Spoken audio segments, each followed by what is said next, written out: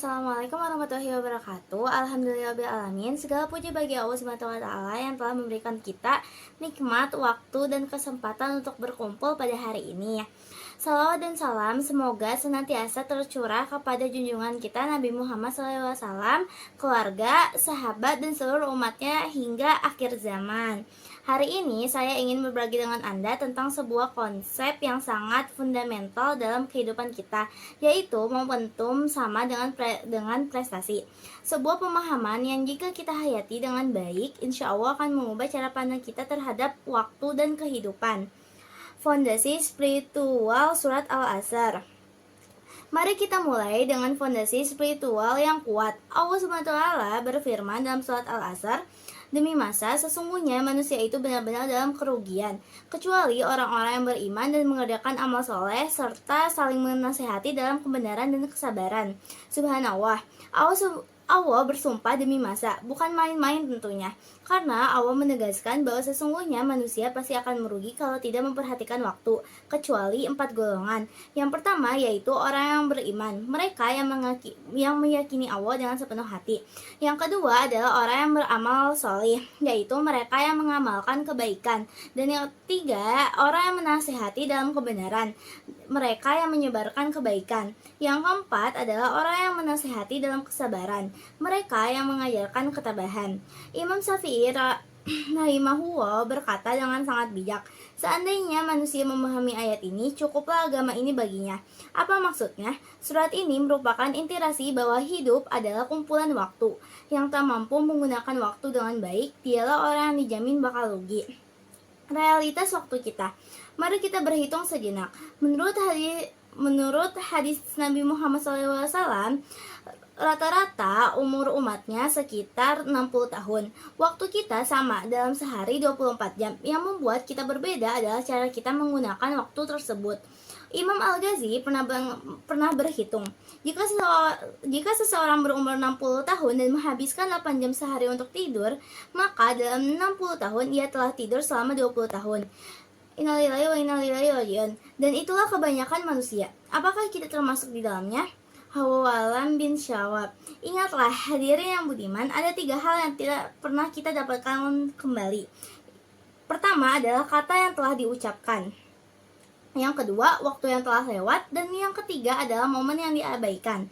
Rasulullah SAW bersabda, ada dua nikmat, di mana banyak orang tertipu dengan keduanya. Nikmat sehat dan waktu luang. Teladan Umar bin Abdul Aziz. Bagaimana seharusnya kita menyikapi waktu? Mari kita belajar dari Umar bin Abdul Aziz. Ketika beliau diangkat menjadi khalifah menggantikan Sulaiman bin Abdul Malik, dengan niat tulus dan jiwa yang kokoh, dengan tekad yang membara, beliau berkata, aku akan duduk di sebuah tempat yang tidak kuberikan sedikit pun tempat untuk syaitan.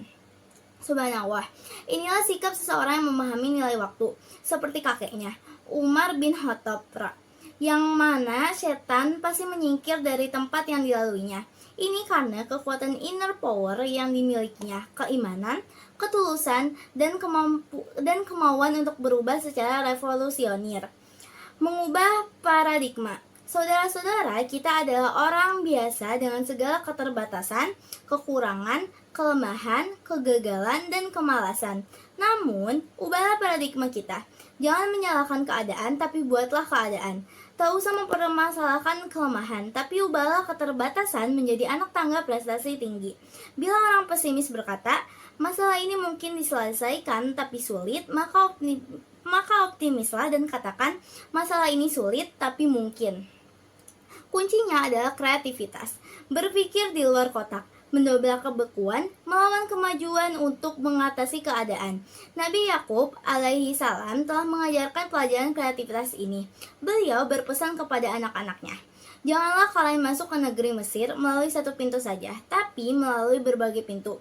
Kreativitas dalam kehidupan. Mari kita lihat contoh konkret kreativitas dalam kehidupan. Pertama, sebuah keluarga berpenghasilan rendah yang menyusun rencana untuk menyekolahkan anak ke perguruan tinggi. Mereka bekerja keras, menabung, mengarahkan anaknya agar belajar dengan baik untuk mendapat beasiswa, mendapat penghasilan, dan menghemat pengeluaran yang tidak perlu. Ini adalah kreativitas dan inovasi. Kedua, Seorang guru atau pendidik yang berpikir membuat suasana pembelajaran berbeda agar peserta betah dan pesan dakwah mudah dipahami. Ini juga kreativitas. Ketiga, seorang pimpinan perusahaan yang melakukan pembenahan, menyusun kerangka kerja yang baik, berkoordinasi dengan staf, memberikan keteladanan, dan membangun hubungan baik dengan lingkungan. Semua ini adalah kreativitas dan inovasi. Inti kreativitas adalah yakin dan berusaha menemukan cara-cara baru yang lebih baik untuk mengerjakan apa saja. Mampu melakukan perubahan ke arah kemajuan dan terus menjaga serta meningkatkan prestasi. Prestasi sejati dan versus popularitas. Orang Arab punya pepatah, kalau sekedar ingin populer, kencingilah sumur Zam-Zam. Popularitas seseorang belum tentu berbanding lurus dengan kesuksesan dan kebahagiaan. Banyak cara mencari sensasi dengan cara tak terpuji.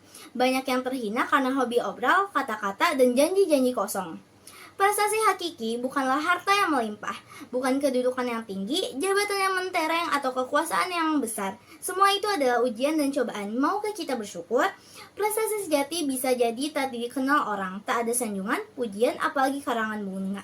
Seperti Bilar yang terompahnya terdengar di surga, atau seorang perempuan yang rajin membersihkan masjid. Saat meninggalnya tidak dikabarkan kepada Nabi karena dianggap biasa saja. Tetapi di mata Nabi, wanita itu sangat dihargai. Beliau minta ditunjukkan kuburnya, lalu menyolatkan dan mendoakannya. Prestasinya sederhana tapi luar biasa. Rajin dan istiqomah membersihkan masjid. Kisah inspiratif Julaibib. Mari kita belajar dari kisah Julaibib, seorang sahabat Nabi yang tidak dikenal. Ia lelaki miskin papa, tak berpunya, tak berkedudukan, dan tidak diketahui nasabnya.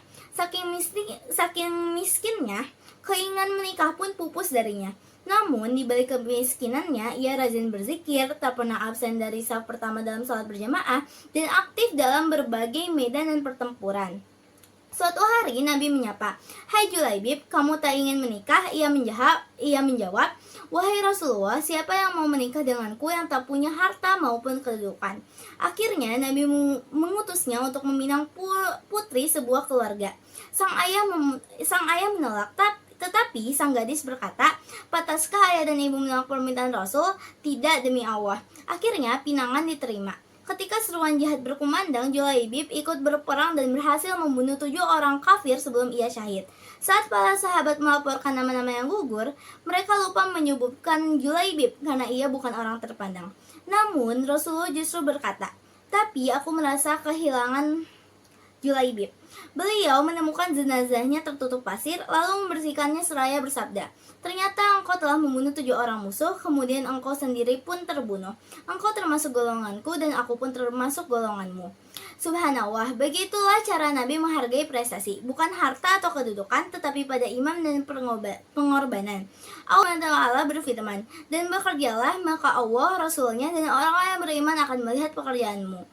Pahlawan sejati bukanlah kolektor atribut duniawi, hanya keridhaan Allah yang dicari. Maka bekerjalah dan teruslah berprestasi hingga maut menghampiri. Mari kita ambil pelajaran hari ini, yaitu manfaatkan waktu dengan optimal. Ingat, waktu adalah momentum untuk berprestasi. Yang kedua, berpikir kreatif dan inovatif. Jangan terpaku pada satu cara saja. Yang ketiga, fokus pada prestasi sejati, bukan popularitas semu. Dan yang keempat, bekerja tulus untuk Allah, bukan untuk pujian manusia.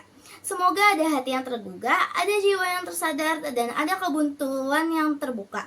Ada kegelisahan yang terobati, dan ada kemubaziran yang dimanfaatkan kembali. Dan aneka potensi yang dapat digali dan dioptimalkan. Ingatlah firman Allah, "Demi masa, sesungguhnya manusia itu benar-benar dalam kerugian." Jangan sampai kita termasuk golongan yang merugi. Mari kita jadikan setiap detik dalam hidup ini sebagai momentum untuk meraih prestasi yang hakiki. Wallahu a'lam bin syawab. Wassalamualaikum warahmatullahi wabarakatuh.